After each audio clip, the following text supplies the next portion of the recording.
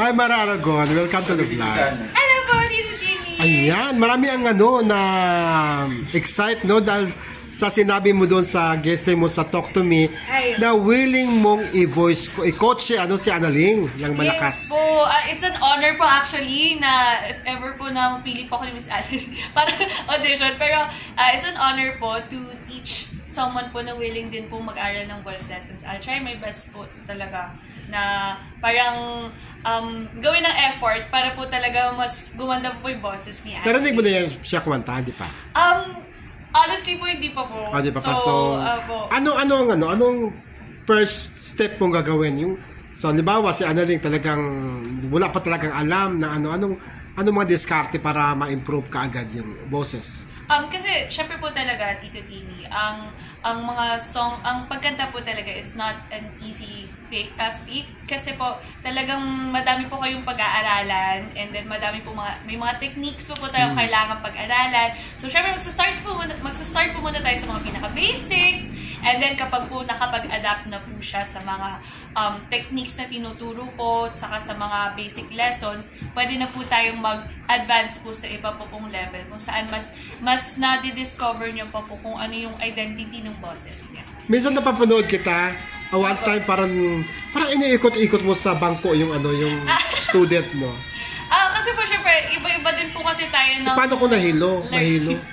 Iba-iba po kasi tayo ng learning dito. Kaya yung kid po na yon, talagang ang learning technique niya po talaga pagdating sa mga vocal lessons is kapag malaro. So, ginagawa po namin is parang ma-focus, no? Opo, para, kumbaga, hindi po masyadong nare-restrict yung kanyang playfulness sa kanyang childhood, po talaga, characteristics. Pero mas may natututunan din naman po siya. So, yun po. Kaya ayan, free of charge ba si Analing? Sure po, opo. Basta po, ang mahalaga po ay mag-come across po yung pagtuturo ko at maging effective po sa kanya. Yeah. So, message mo kay Analing.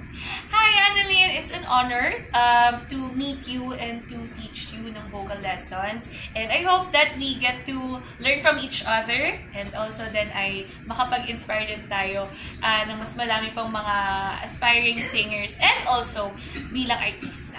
Maganda yung sinabi mo na marami tayong ma-learn together, no? Yes. Hindi yung parang, ikaw, ako, alam ko na lahat. Hindi ganun, no? Parang nagtutulungan kayo na pareho kayo matututo pa, no? Yes po. Kasi lagi naman po na ang life ay lagi po tayo may matututunang bago. It's an ending process, yes, no? Opo. Kaya kahit ano man po ang mga malalaman namin sa isa't isa, kung ano po yung mga wise experiences niya, wise experiences ko din po, mapag-aralan po namin within each other, para makapag-connected po and build closer relationships. Mga social media accounts mo, Maricar? Yes, you can follow me po on Instagram at mararagon.02 and on TikTok po, you can follow me on @mo.psych and @me_eridian. And on YouTube din naman po, pwede po kayo mag-subscribe sa akin through Maricar Aragon. And on Spotify po, you can listen to my songs on Spotify, just like Maricar Aragon or Mara Aragon. Tsaka yung yung Channel 702. Yes, and also pwede nyo din po akong i-follow sa Channel 702.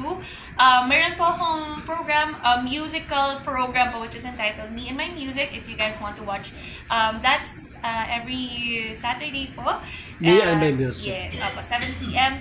And you may follow me there din po for more updates. Naku, gusto ko makita si pag naturuan mo na si Analing, tapos mag-guest siya sa Me and My Music mo, no? Yes, opo! It's a big, accomplishment. Pwede po. Parang, na din po, exposure po ng aming pareho kayong lessons. Opo. Sige, salamat. Thank you so much, Mara. Thank you so much po.